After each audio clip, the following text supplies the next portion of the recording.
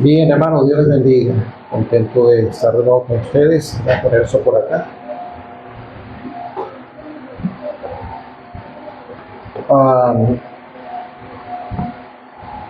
A la luz de lo que estuvimos hablando, quiero hablarles de lo que se ha convertido en Vista Alegre, en nuestra iglesia. Cada año ponemos un lema para la iglesia. Y el lema para el año 2025 es esforzados y valientes, basado en Josué capítulo 1, versículos 6 al 8. Y quiero que vayamos allá para leerlo juntos, ¿ok? Josué 1, 6 al 8,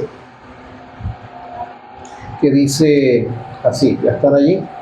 Josué 1, 6 al 8.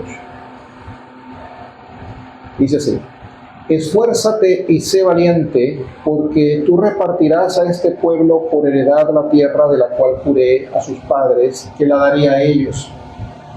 Solamente esfuérzate y sé muy valiente, para cuidar de hacer conforme a toda la ley que mi siervo Moisés te mandó.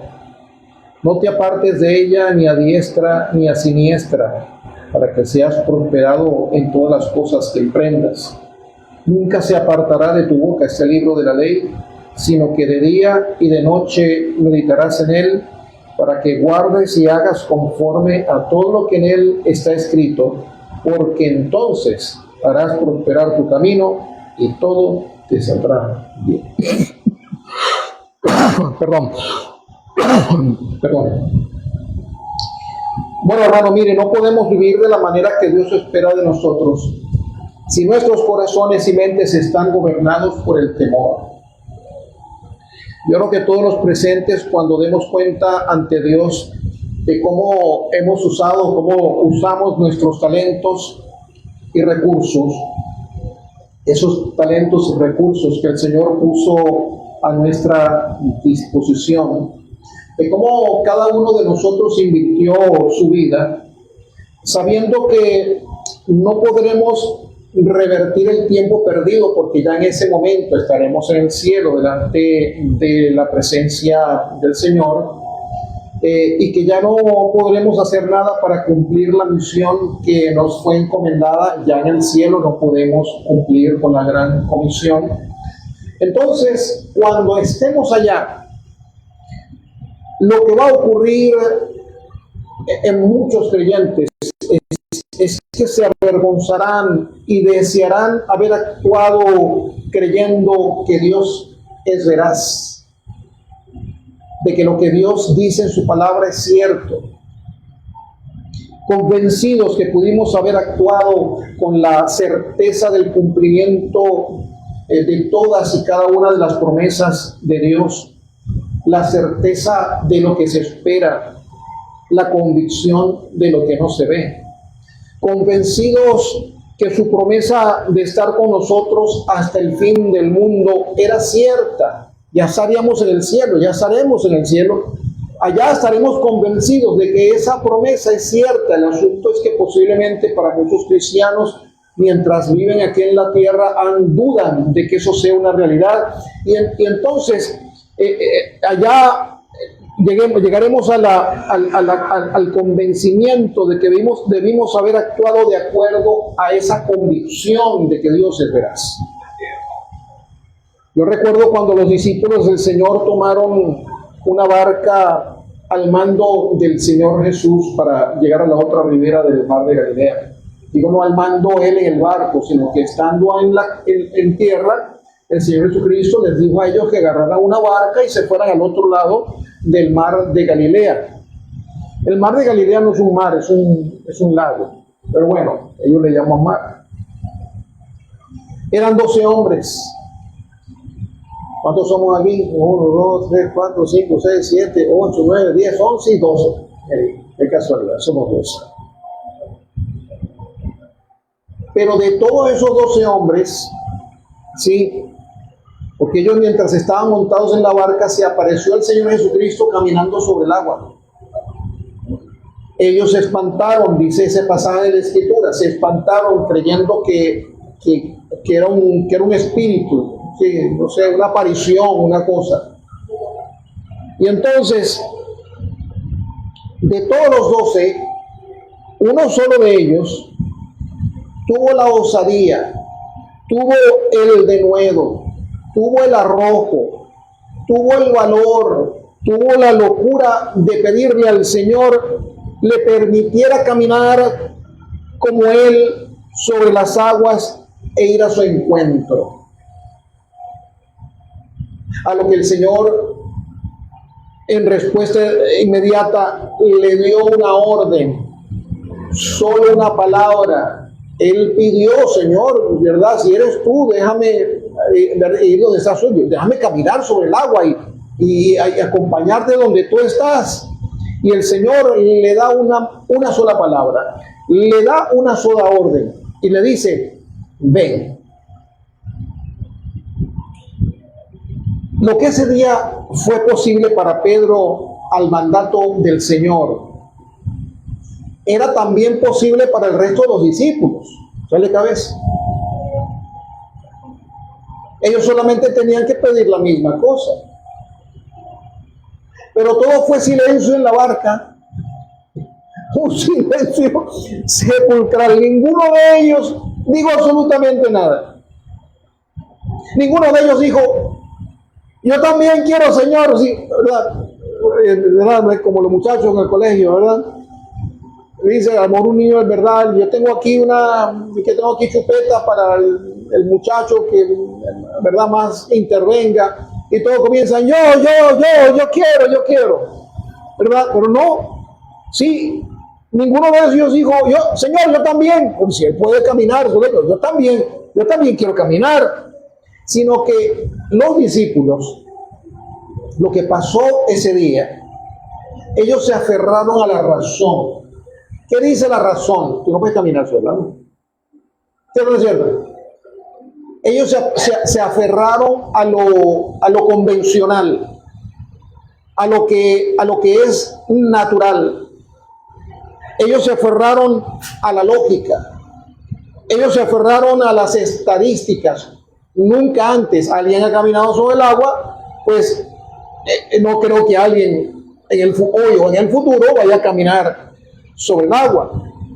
Ellos se aferraron a las leyes de la física. No hay manera de que un hombre pueda caminar sobre el agua, es una cuestión, hay unos principios físicos ahí de peso, gravedad, masa, la densidad del agua, densidad del cuerpo, o sea, un montón de cosas ahí presentes. Ellos se aferraron de todas esas cosas a las cuales se aferraron, ellos consiguieron algo físico que abraza todas esas demás cosas. Ellos se aferraron a la barca y ellos se limitaron a ser espectadores. Nadie dijo nada. A lo mejor comenzaron a ver para arriba y para abajo, a lo mejor comenzaron a ver para el piso, a lo mejor comenzaron a verse unos a otros, no lo sé. Ahora nota que ellos junto a Pedro eventualmente ellos cumplirían la misión encomendada por el Señor antes de este muy breve evento. Es decir, no importa lo que pasara, al otro lado, cuando ellos terminaran su travesía por el mar de Galilea y se bajaran del barco, allí se encontrarían con el Señor y ellos seguirían su camino. ¿Ok?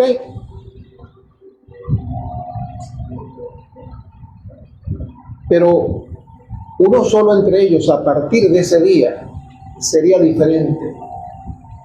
De todos los 12 que se montó en ese barco, que no esperaban ocurriera ese encuentro con el Señor en el medio del mar, uno solo de ellos sería diferente a partir de ese día. Y esa persona fue el apóstol Pedro. El resto se limitó a ser simplemente espectadores. Y fíjense, espectadores de lo que Dios puede hacer en un hombre cuando ese hombre, en ejercicio de su fe y con humildad, le pide a Dios hacer algo que él no puede hacer algo que él es imposible hacer. Pero 11 de aquellos 12 dudaron. ¿Será que no creyeron a Dios capaz de concederles hacer lo que ningún hombre había hecho antes? Porque hasta ese día ni nadie había caminado sobre él, absolutamente nadie. El Señor Jesucristo lo podía hacer, Él era Dios. Pero que un ser humano común y corriente, pecador como tú y como yo, le pidiera que Él hiciera lo mismo que el Señor estaba haciendo, parecía como... ¿O será que sus temores y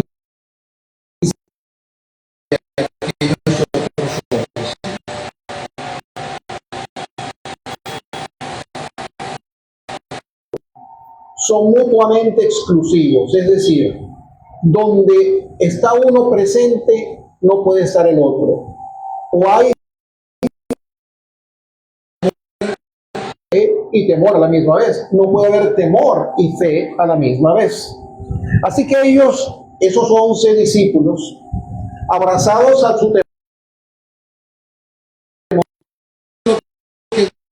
cuando un hijo suyo con humildad y fe le pide hacer lo que otros creen imposible, y a lo mejor ustedes ven dónde podemos ir, y yo tener visión. ¿Qué es visión?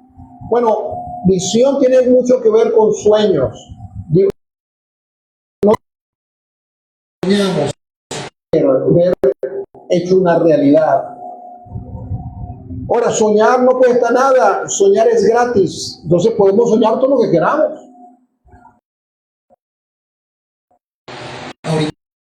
Local allá en Venezuela para el seminario. En realidad no hay manera que nuestra iglesia pueda pagar por esa propiedad. Cuesta, la última vez costaba $100,000, no podemos sacarle, yo no tengo ese dinero, la iglesia no tiene ese dinero. Para ahí está la visión. La visión dice, yo quiero eso. Sacamos a los muchachos del seminario, el cuarto de dormitorio de los varones lo derribo, amplío el dormitorio que hoy es el auditorio de los jóvenes, mudo todo el auditorio principal hacia allí. Podemos dejar de tener 2 servicios y comenzar a tener un solo servicio otra vez, y meter a todos los 500, 600 hermanos en ese lugar. Sería todo mucho más cómodo, el libero espacio, podemos tener clases de escuela dominical, nuevos dormitorios. O sea, sería extraordinario mi visión de lo que pudiéramos hacer con esa casa. No es simplemente porque queremos tener una casa y decir que, ay, qué bueno, tenemos una casa. No. Queremos esa casa para la gloria de Dios. Pero la diferencia entre una visión y un sueño es que el sueño se queda en la cabeza como un buen deseo. No, yo quisiera tener una casa, pero ahí está, oye, qué bueno sería.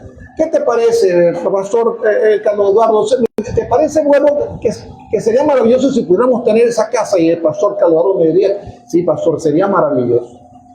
Pastor Kevin, ¿te parece que sería bueno tuviéramos esta casa? Y algo me dice, pastor, me parece maravilloso. Pero mientras no hagamos nada para que ese sueño se haga realidad, se queda como un sueño. Pero cuando comenzamos a hacer algo para que ese sueño se haga realidad, es una visión. Y esa iglesia tiene que nacer con visión. Ya el pastor compartirá con ustedes cuál es su visión para el año 2025-2026, porque estamos comenzando a mitad de camino. A lo mejor él decide esperar un ratito para arrancar en enero, pero yo recomendaría que de una vez él arrancara ahorita en octubre más tardar, anunciándole a la iglesia cuál es la visión de la Iglesia Bautista Berea para el año 2026. ¿Cuál es la visión de la Iglesia Bautista Berea para el próximo quinquenio, los próximos 5 años? Tenemos que saber para dónde vamos. Porque si no sabemos para dónde vamos, estamos viviendo al día. ¿Cuál es la visión de la Iglesia Bautista Berea para los próximos 10 años? ¿Dónde queremos nosotros, miembros de la Iglesia Bautista Berea, estar el año que viene? ¿Dónde es que queremos lograr? Y qué es lo que queremos haber logrado dentro de 5 años y qué queremos haber logrado dentro de 10 años, y si tienen mucha visión, qué queremos haber logrado dentro de 20 años. Y cuando establezcamos la misión, vamos a lanzarnos al cumplimiento para que ese sueño sea una realidad. Si queremos que esa iglesia crezca, y dentro de los planes está tener una iglesia de 100 dentro de 5 años, a mínimo. Yo la querría en el 2026 y Dios lo puede producir. Pero no va a ocurrir si no hacemos algo. No va a ocurrir si no trabajamos. No va a ocurrir si no ganamos almas. No va a ocurrir si no oramos. No va a ocurrir si no venimos a la iglesia, estamos fieles. No vamos a ocurrir si no apoyamos al siervo de Dios. Oramos por él y por su familia. Tenemos que tener visión. Como iglesia tenemos que tener visión. Y esa iglesia, su pastor, en los próximos 30, 60 días, les va a anunciar en un servicio especial cuál es la visión de la Iglesia Bautista Berea, y cuando tenga esa visión la va a presentar a ustedes. A lo mejor se las pone en pantalla, a lo mejor hace algo bonito ahí con una presentación de PowerPoint, les da una hojita donde pone los puntos principales de esa visión, y te vas a llevar esa hojita a tu casa y vas a orar por esa visión. Y vas a comenzar a trabajar. Vas a comenzar a ganar almas. Vas a estar fiel en los servicios. Vas a ofrendar. Vas a ofrendar. Porque donde hay visión, hay inversión. Donde hay visión, hay ofrenda. Porque si queremos un lugar más grande, necesitamos pagar más por el local. Ahorita el local lo está pagando el hermano, ¿verdad? Porque ese es su lugar de trabajo. Pero la iglesia tiene que pagar su local, la iglesia tiene que pagar la electricidad, la iglesia tiene que pagar el aseo, ¿verdad? La basura, poner la basura, el agua, el internet, si tienen internet en el lugar. O sea, la iglesia tiene que pagar por eso. Pero donde hay una iglesia que no tiene visión, la gente no va a ofrendar. La gente va a ser como el católico que va a la iglesia y se sienta y se da golpes de pecho, después se va para su casa y se olvida de Dios. No, nosotros no. Nosotros, si tenemos visión, vamos a hacer del Señor el centro de nuestras vidas. Y vamos a girar alrededor de la visión para el cumplimiento de ella. Y vamos a ofrendar y vamos a trabajar. Nota que no es que la fe de Pedro fue mucho más grande que la fe del resto de sus amigos, sino que Pedro se puso en acción con la poca fe que él tenía. Pastor, ¿y cómo sabe que usted que él tenía poquita fe? Mire, que el Señor Jesucristo se lo dijo. Se lo dijo cuando se hundió. Hasta que el temor entró en su corazón. Ahí entonces le quiero hablar de eso. Porque cuando el temor de Dios entró en el corazón de Pedro, se comenzó a hundir. Él tuvo la suficiente fe y confianza al Señor. Si el Señor, Él tiene el poder y Él me puede ayudar a caminar, a hacer caminar sobre el agua, a estar ir a donde Él está. Fíjese que Él no dijo que yo quiero caminar sobre el agua para hacer un show y poner un video y decir, mira, estoy caminando sobre el agua de una pierna. Sí, estoy caminando sobre el agua, mira qué bueno soy. No. Él quería caminar sobre el agua para estar con el Señor. Quiere estar contigo. Él no quiere caminar sobre el agua para hacer una competencia de surfing. No, yo quiero caminar sobre el agua para estar contigo. Y todo lo que queramos hacer en esta iglesia, a través en el cumplimiento de esa misión, es para estar cada vez más cerca del Señor, estar en comunión más cerca de Él y glorificar su santísimo nombre. Pero Él se puso en acción con la poca fe que tenía, hasta que el temor entró a arruinarlo todo. El temor lo arruina todo. Pero tuvo temor. El temor trajo duda. Y la duda es antónimo de la fe. Al contrario, cuando hay fe hay confianza. Cuando no hay fe hay duda. Pero la duda nace del temor. Y entonces hay que atacar a la duda en su origen. Hay que atacar la duda en su origen. Hay que atacar el temor. Y hermano, la vida de un creyente está constantemente interrumpida por eventos en los que tenemos la oportunidad de poner nuestra fe en acción. Mire, ellos pensaban que ese era un viaje de rutina. Ellos se montaron en su barco, bueno, si no que fuéramos al otro lado del lago. ¿Cuántas veces ellos se habían montado en un barco, habían ido a pescar? ¿Cuántas veces habían hecho un viaje de un lado del lago y se habían ido al otro? Muchas veces. Es el lugar donde Juan y su padre y Pedro pescaban. Es decir, de niños ellos habían estado en ese lugar y navegaban, se conocían ese lago de arriba abajo.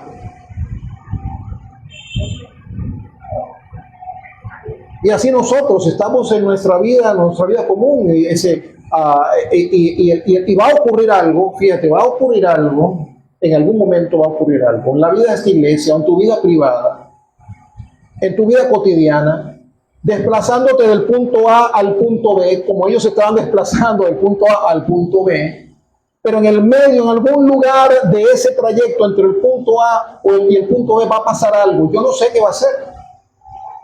Yo no sé, eso está en la soberanía, el conocimiento soberano de Dios, pero Él tiene en sus planes un momento en el cual, en ese viaje cotidiano, que no tiene que ser literalmente un viaje, pero puede ser la búsqueda de algo, la búsqueda de un objetivo, ya sea en cumplimiento de la visión o en el cumplimiento de un plan, un deseo personal. En ese trayecto va a ocurrir algo y te va a pasar lo que aquí ocurre, lo que aquí ocurrió. Vas a ver una oportunidad. Si Dios pudiera, Señor, si tú pudieras hacer el milagro. Bueno, mire, conseguir dinero no es un milagro, y yo digo que conseguir el dinero para comprar esa casa para mí está cerca de un milagro, porque no tenemos ese dinero, no lo podemos producir. Pero ¿puede Dios darnos ese dinero? Yo estoy seguro que sí. Si Él quiere darnos esa casa para glorificar su nombre con el Seminario Bautista de Venezuela, Iglesia Bíblica Bautista de Isalegre, Él nos va a dar esa casa. Lo que yo tengo que cuidar es guardar mi corazón para que como pastor no haya nada en mi vida que es un estorbo para lo que Dios quiere hacer seguramente. Porque a veces Dios no permite que las cosas pasen, pero es que los culpables somos nosotros. Y en particular, porque dudamos porque tememos. Y donde hay temor que genera duda, no hay fe. Y donde no hay fe, el Señor seguramente no va a actuar a nuestro favor. Entonces, la vida de un creyente es constantemente interrumpida por eventos en los que tenemos la oportunidad de poner nuestra fe en acción, como en el caso de Pedro, o descubrir la poca fe que tenemos, como en el caso de los otros discípulos. Entonces, prepárate, porque va a venir ese evento en tu vida, y ese día se va a revelar si tienes fe Y cuando digo tener fe, es fe estable. Es que la fe es una cosa que varía. Porque fe cuando le pidió al Señor caminar sobre las aguas, tenía fe. Pero cuando se hundió, flaqueó su fe. Entonces, la fe no es una constante. No es que yo llegué, ya yo tengo 10, 12 años en el Señor y ya llegué aquí, mi fe está aquí, y de aquí para adelante, para arriba. Me decís, es como hacer venezolano, como la rana que brinca para adelante y man, que le ponen los ojos. No. Si la fe fluctúa, si tú no puedes confiar en que tu fe está a un nivel y esa fe no va a fluctuar nunca, no va a disminuir, el máximo de fe es 100 y yo estoy 50 y de aquí para adelante para arriba, ni para peinarse. No. Si puede ser fe 50, la fe 40 o 20 o 10, que ojalá que lo mejor fe más 60, 70 o 80. O sea, no es una cosa de que está allí fija, una cosa de que un huevo de video, si te pones un huevo de video, y sale de ahí para adelante, si más adelante me devuelvo al checkpoint, sí, no me devuelvo al principio, sino al checkpoint, ¿verdad? Bueno, no llegué hasta allá, pero me devuelvo hasta aquí, y voy a estar y cuando logro ese hacia ahí para adelante, pero no paras, sí, no, la vida cristiana no es un huevo de video. La fe, el ejercicio de un huevo de video. La fe fue espiritual. Que fácil, en posición de minutos, la fe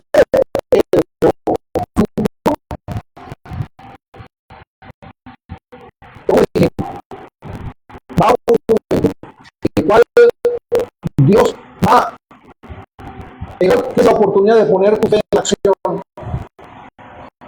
para descubrir si tienes algo de fe y la tienes, si el asunto no es tener, si el asunto es el que ya todos los cristianos tienen fe. Si no hay un solo de Dios aquí, porque todos nosotros confesamos en el nombre del Señor, no significa que tenemos fe. El asunto es, y fíjense que dice, fíjate con cuán poquita fe el Señor te salvó, que tú creíste con la poquita fe que tienes que Cristo podía salvar, que ya eso es un milagro. ¿Cierto o no es cierto? Eso es un milagro. Un milagro que va a hacer a un ser humano es salvarle y perdonarle sus pecados. ¿Cómo no vas a creer que puede darte ayudarte para cumplir tu función, para que tu obra crezca, más almas sean salvas, más predicadores se entrenen? Eso es nada para el Señor. Si Él te salvó con la fe que tienes toda la fe que necesitas para poner tu vida en acción. Pero bueno, entonces no puedes tener una gran fe. Actúa con la propia fe que tienes. Porque si tuviera más fe, yo las cosas. Si yo tuviera más fe, yo iría a ganar más. Si yo tuviera más fe, a lo mejor iría al Señor para ser predicador, lo que Él quiera, no importa. Se reivindica nuestra vida, eso no significa rendirla para ser pastor o evangelista. Rendir nuestra vida al Señor es rendirla al Señor, que nadie quiera con nuestra vida. A lo mejor Él no te quiere ni en tiempo completo, Él te quiere como laico, trabajando para tu iglesia, y eso está bien, pero que lo decida Él. Y sí, el temor que hizo dudar a Pedro arruinó aquella gloriosa experiencia, pero nadie ¿se acuerda cuando alguien dice nadie le puede quitar lo bailado? Sí, a Pedro nadie le puede quitar lo caminado sobre él. Él caminó sobre él. Él falló, pero cuando él se fue de allí, fue el único hombre en la historia de la humanidad hasta la fecha, y nadie le quita ese premio Guinness a él, que ha caminado sobre el agua. Nadie puede a él quitar lo caminado sobre el agua. Y entonces ya tendría Pedro muchas nuevas oportunidades de ir del punto A al punto B, el cual de haber esperado ese trayecto de ese viaje, y en el trayecto anteriormente, entonces en la vida de Pedro se presentarían muchas otras evidencias, muchos eventos registrados en la Biblia, y otros no, en el cual él diría: yo no puedo actuar como actué el día que le pedí al Señor que me ayudara a caminar. Yo ahora le estoy pidiendo al Señor que me permita predicar más a los judíos, ganar a los judíos, hacer su obra, pero no puedo flaquear como la con anterioridad. Tiene que estar firme, no puedo asustarme. Él se asustó cuando vio el viento. Cuando el viento sobre el agua, el viento produce las, ¿sí? El viento, las, es el Dios de todo. A él se le nubló la mente y se le olvidó que quien lo había invitado a tirar sobre el agua fue el creador del agua, fue el creador del viento. Y que él estaba en control de todo, no solamente de que no se cumpliera la ley de gravedad para él, que sería que caminaba sobre el agua, sino que él se asegurara, él estaba seguro en las manos del Señor de que si le permitía caminar sobre el agua, él llegaría a él, a pesar del viento, a pesar de la lluvia, a pesar de las olas. Dice Mateo, dice que de cierto os digo que si tuvieras fe como un grano de mostaza, diríais a este monte: pásate de aquí a allá, y se pasará, y nada os será imposible. Y entonces, no importa la edad de ustedes, porque la verdad hay gente vieja como el pastor, pero un montón de criaturitas como todas las hermanas de todas las jovencitas, ¿sí? No importa la edad, Dios te puede usar con la poca fe que tienes. Bueno, los discípulos que pidieron al Señor es que les aumentara la fe. El asunto no es esperar tener más fe, el asunto es poner en funcionamiento la fe, la poca fe que ahora tenemos. Y yo no sé tú, pero yo no quiero ser espectador de cómo Dios manifiesta su poder en otro. ¿Qué es lo que pasó? Los otros 11 se quedaron viendo cómo Dios manifestaba su poder en los otros. Yo quiero ser protagonista, yo quiero que tú también quieras ser protagonista en el gran proyecto de Dios de llevar el evangelio a los perdidos donde quiera que nosotros estemos. ¿Ok? Ese es el plan. Por eso vine a partir. Oye, pasó a mí bien. Oye, pero qué gran cosa, yo no somos nadie. Y dice: ¿sabes por qué vine? Porque yo creo que Dios puede hacer algo grande en Barranquilla.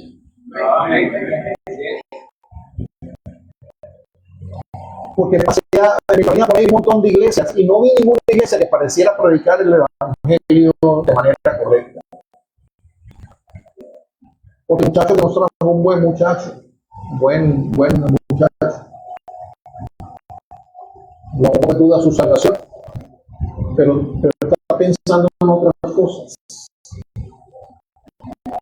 Dios se sigue, Dios se glorifica en el cumplimiento de su palabra en cada cosa de su palabra. Entonces yo no quiero ser espectador de los 11 que se quedaron en la barca. Yo quiero ser emprendedor. Yo quiero estar involucrado. Yo quiero ser hombre como el apóstol Pedro. Yo sé que Dios puede hacerlo.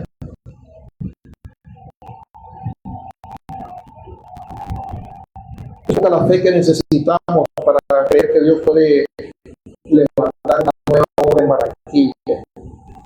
Porque en Caracas tenemos una iglesia también. Y en muchas otras ciudades de nuestro país. Y aquí, bueno, aquí está una iglesia para ¿cómo se llama? Santa Marta, y que de aquí salga una iglesia para Cartagena. Ese pastor. Mire, estamos aquí, bueno, estoy pensando de que esta iglesia va a plantar una iglesia en esas otras dos ciudades. Y si ¿dónde están los hombres? Bueno, hay que ir a ganarlos. ¿Hay alguno? ¿Qué pasó? Ahora hay que ganar esos hombres. Y entonces hay que trabajar, hay que ponerse en acción. Por eso vine a Barranquilla con mi esposa. Por eso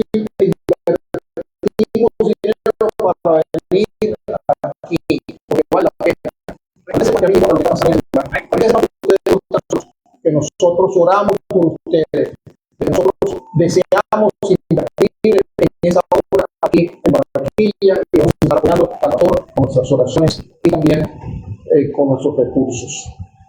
Yo creo que aquí se va a levantar una gran iglesia. Yo sé que Dios puede hacerlo. Entonces es poca la fe que necesitamos para eso. Miren, Dios dice, no se llamamos a servir al Señor. ¿Cuántas personas, pastores, pero bueno, ese Señor no me llamaba a mí a servir al Señor? Y ese no lo dice con pesar, lo dice con mal que me llamaba. Sí.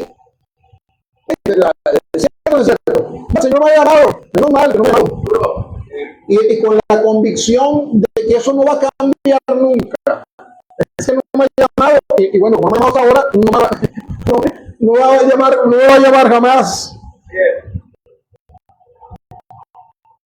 Ninguno atreviéndose a pedirle a Dios, porque ellos ven como imposible que Dios los use. Es imposible que Dios me use.